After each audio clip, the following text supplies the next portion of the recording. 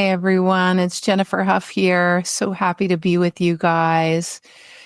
We're going to talk about how to unlock deep relaxation, which I could use a little bit of right now, and healing in your life today. And how maybe stress and tension block your ability to heal. But I think we probably heard enough about that. We're going to talk about how to actually release it, what physics has to say about, and what biophysics has to say about healing in your life and deep relaxation. And we'll give you some practical tools today. So again, today, and hopefully you'll walk away today with you will walk away. The application of what we're going to talk about today, like the application in your own life, is really up to you. But these are things that I often do in my life, and they're simple and they're super easy. So some of them relate to my background with heart math. We're also going to talk about how you somatize or store things in your cells and how to transcend that. So we'll talk a little bit about heart math. We're going to talk a little bit about biophysics and then some practical tools. Welcome to the Thriving Life Podcast. I'm Jennifer Huff. I'm on a mission to empower you with the knowledge, experiences, and tools to turn your dreams into reality. If you're ready for permanent shifts in your ability to stay unstuck, make glass ceilings your new floors, and want practical tools rooted in applied physics and neuroplasticity to live a life of fulfillment, this podcast is for you. Let's get thriving forward. There is a lot going on, yeah? We've got in the United States, but for the world, one of the major world superpowers in the United States is changing governments to a very volatile situation, throwing a lot of systems from the past in the air.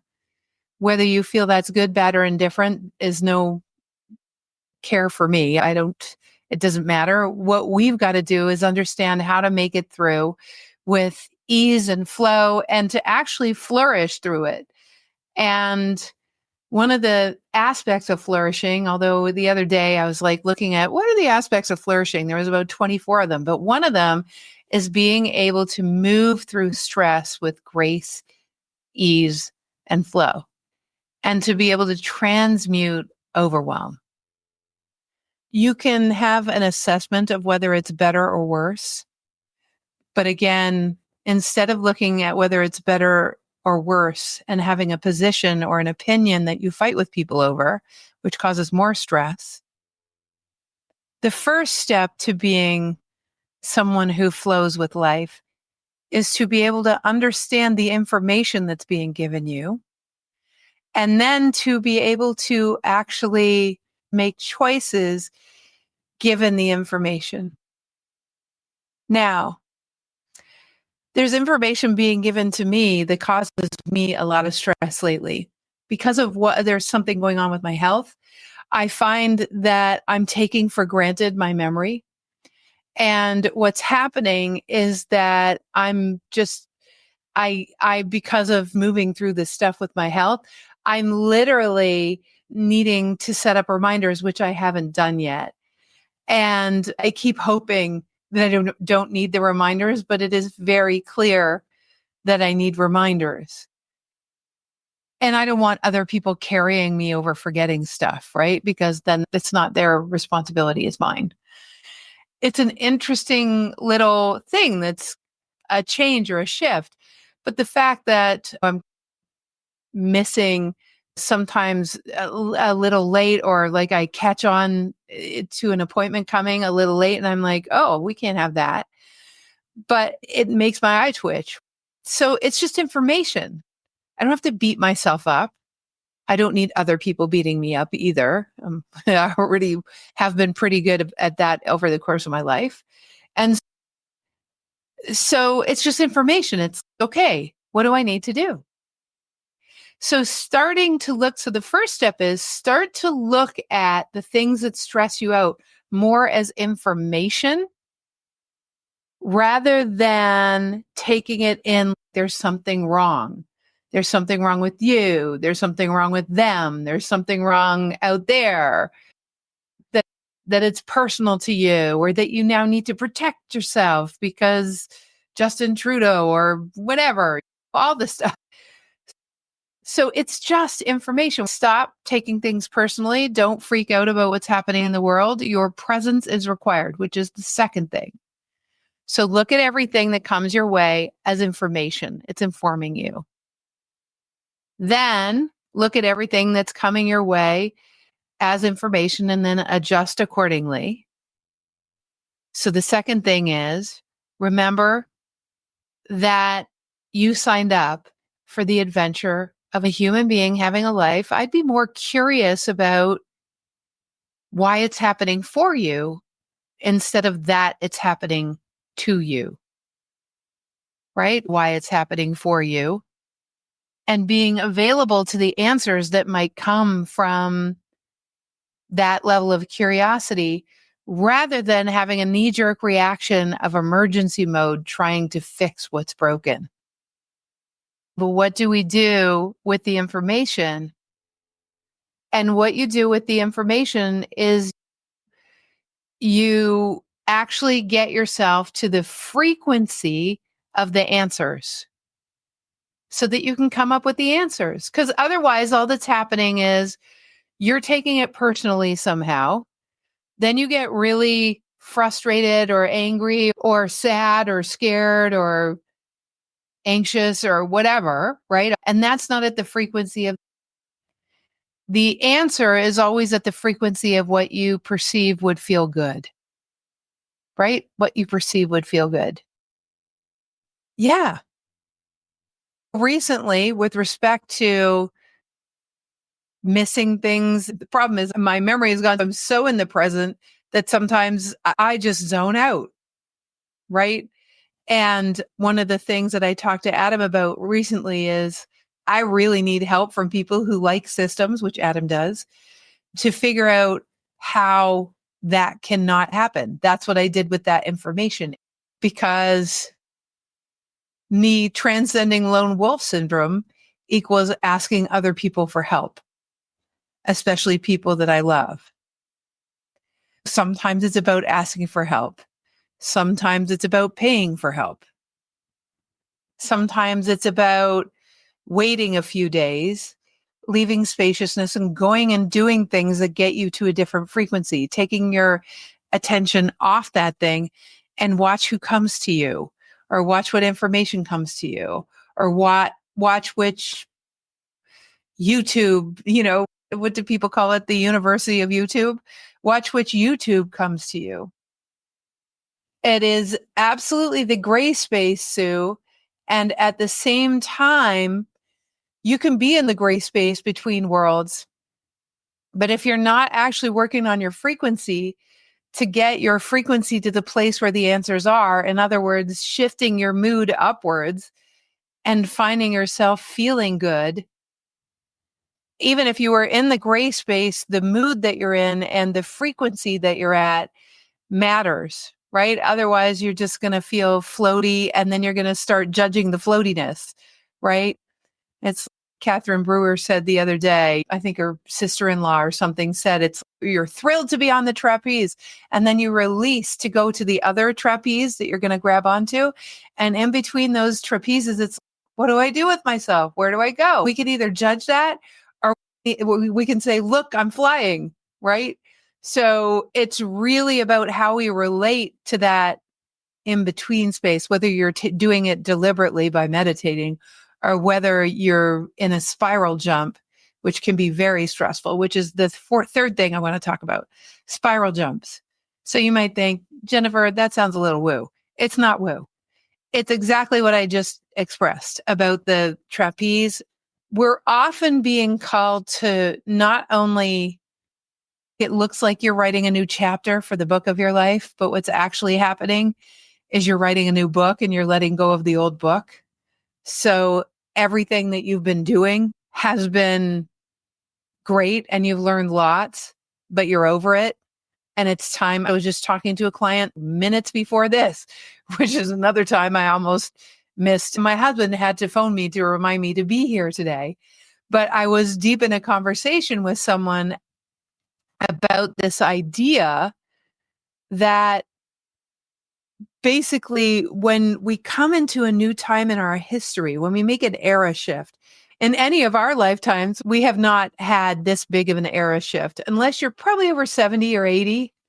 One of the things with this era shift, like a shift in the era of how we process things, we're moving into a world of, instead of being productive, this is more about being creative. We really are moving into a time of understanding creativity, and that creativity becomes part of our productivity, but we're not about productivity anymore. We're moving into a time where creativity is going to abound if you're up for it. That is a new book.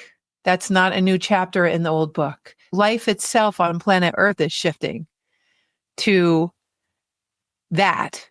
It's pretty amazing. You are not alone. And when we make those era shifts is when we're letting go of the old trapeze, going to the new one.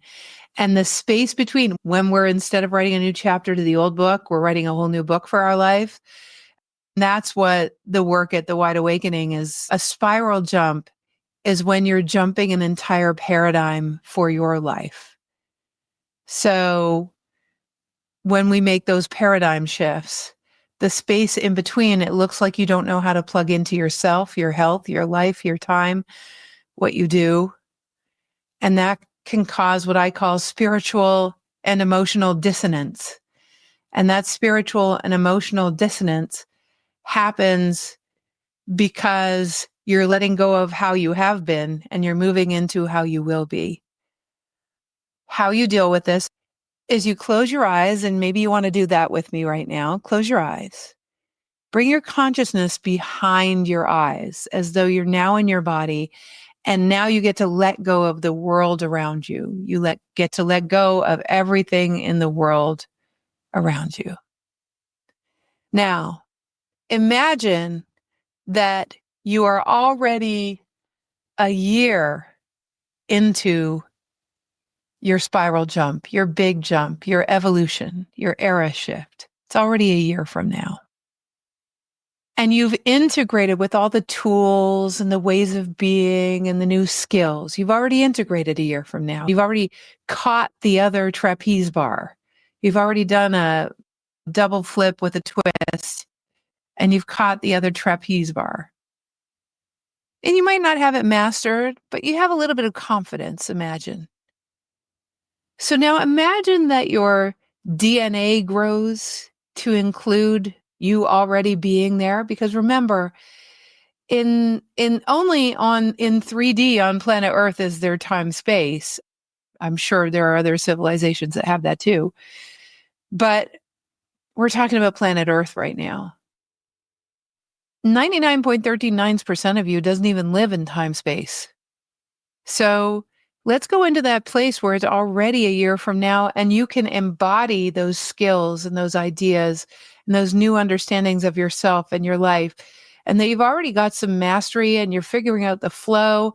And actually, it feels pretty good and you're excited. So let yourself actually go a year from now and feel into that. That everything that's making your eye twitch now, it's not even a thing anymore. You've transmuted it. You've talked to the people. Now, let yourself imagine that there are codes, metaphysical codes, that you can download. Just like in a computer, if you're going to upgrade the operating system, there are codes that tell your computer that Apple or Microsoft sends you to upgrade. Imagine that there are codes that are already complete for a year from now, and that your body right now and your cells right now are receiving the codes to upgrade, such that you've already experienced the whole year ahead, and you already have the codes to make it through with effortless ease and flow. Imagine that. And imagine that you're growing bigger, you're growing more vast, you're growing more available to moving through this whole year without resistance, because you're already upgrading yourself, your DNA, your biophysical aspects to being able to live a year from now with all those skills, but we're actually upgrading in the now. Now we become an expanded self that is more available. We're more available to the flow because we've got skills and awarenesses that are being integrated into your body even as we speak. And imagine the decrease in resistance because we're able to do this. The resistance only comes because you don't know what's happening or you don't understand or the change is too big. But if we're already post all those changes and allowing our biology to catch up to that future now, then allow yourself to imagine that you can relax, that it's okay. That kind of dissonance, that kind of stress, that spiritual and emotional dissonance sometimes causes the biggest forms of stress. Yeah. And so I told you also that I would offer you a solution that has to do with heart math. Now, heart math is where the brain and the heart are has to do with their teachings all around the heart and the resonance of the heart and the resonance of the brain being in coherence. That skill or that process that I just took you through actually helps the brain to be in coherence with the heart. And you can probably imagine that when your heart and your brain are in coherence, that the stress dissipates. So how I would language a little tool that I evolved from what heart math taught me is that another way, if you look at something that's really challenging for you right now, to actually take that thing that's really challenging and put it on a shelf somewhere and ask yourself the question, what's really working in my life right now? And don't stop talking about the things that are working until you feel your shoulders come down and your brain and heart going, yeah, I'm okay. So it might look like this. I'll show you what it looks like in my life. We have some beautiful friends in Asheville and we're hanging out with them more. I'm really loving that. I get to see the sunset every day from the front of my house over the mountains. And I take pictures probably at least twice a week, and it's glorious. My health is getting better over time, better and better all the time. Had some really great snuggles with Mouse. He's such a snuggly dog. Finding new technology for people's health and being really excited for it because it brings up, and you just talk over and over again about everything that's working. It could be things that are working about literally I'm able to hear, I'm on this. This is real. I'm on this streamcast right now and I'm hearing things that are really helpful.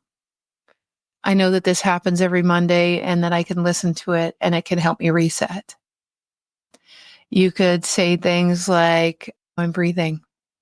I woke up this morning. Also, here's another thing you could say. Jennifer also took one of those cool rewiring experiences that is meant to actually completely de-stress the body and rewire it for flow. 2 skills we've given you so far. One is the ability to actually go into the future trajectory and bring it into now and expand yourself to be able to receive the information you need outside of the time-space reality to be able to become bigger than your current circumstances. Great way to transcend stress. Second is a little bit of heart math. A little bit of heart math, you guys. Meaning, get yourself in the place where you fall in love with what is. And it's 5 minutes. I do it every night before I go to bed. Sometimes I do it in the morning, not always though. Ugh, so good. It's such a great way to reset yourself. Sometimes you even forget what you were stressed out about in the process of doing it. HeartMath even has a tool that measures whether you reached coherence or not. But you can usually feel it yourself as well. I love HeartMath though. Last is this Rasha causes permanent cellular shifts so that you don't even, what I've found for me is that it's shifted me so much that oftentimes I don't even need the tool. It's almost in my baseline for coping with life. It's made me so expansive. So can't wait for you guys to experience that. Last but not least. So I want to finish up our talk today talking about healing. In our evolved, in a world that's working through AI, AGI, quantum computing, everything is going to move so fast. We are going to get to use levels of creativity. It's a whole other way of operating that we have never used before. It's a completely different way of plugging into the world, my friends. In that kind of world, the way we have healed is going to be very different. It's an era shift. Healing will happen in the process of aligning with the reason why we're alive and facing being a badass champion of our frequency, such that the answers that come to us won't be because we spend the rest of our lifetime or lifetimes focusing in on what's wrong, but we start to get used to moving forward in the process what needs to be addressed because you're at a higher frequency, because why do people want to do healing work? They want to do it so they can get on with their life. What if there's a potential to get on with your life, feel the bliss of that, and in the process, that which has slowed you down arises to the forefront and you actually get answers? Because remember, you can't solve a problem from the frequency of the problem. That's why getting on with the reason you're alive and really flying forward will put you at a different frequency and have you see the problems, so-called problems, with different eyes. In fact, we start to embody those problems more as catalysts for our creativity, and they stop even occurring as problems because you get so good at moving through them. There is a way to do that. Some of you may already be operating that way, but I want you to know that I'm opening the pathways, us together, we together in this conversation are opening up the portal to be able to relate to your stuckness differently. That it's not a problem to fix, that it's a catalyst that's there to serve you and to assist you to find clarity so that you can create anew because you've got new clarity. Totally different way of looking at problems. What if you could actually get to a place where you were excited when you had some contrast in your life, where you couldn't wait to see where that led because you were so smooth and groovy in your thriving operating system and you had all the skills to be able to move through that? How you open the portal to that possibility is you just talk about that it's possible. I've seen it with tens of thousands of clients. So I just want to share that with you to open the portal. Again, great way to transcend stress when things don't even occur as stressful anymore, right? So my friends, I hope this was helpful. I hope maybe you feel a little bit more. I hope even the possibility that anyone can do that. We've done it with tens of thousands of people, just knowing that it's possible. So everyone, biggest hugs. Use the tools, grow bigger, do all the things, grow bigger than the issue, do the HeartMath little skill that we talked about. Hey, I deeply appreciate you joining me on the Thriving Life podcast. In these times of great change, it's so good to come together. I'm on a mission to empower you with the knowledge, experiences, and tools to turn your dreams into reality. Your dreams matter. Thank you for joining me because you, like me, are a movement of one to many. Your thoughts and suggestions really matter to me, so please join me on LinkedIn at Jennifer Huff or on Instagram at The Wide Awakening and post a comment about what you got from the show or drop me a DM. I love that. Make sure to subscribe so you never miss an episode. And if you enjoy today's show, please leave a review or many reviews. Share the love. It really helps us to reach more people, and that is what a movement is all about. Until next time, keep thriving.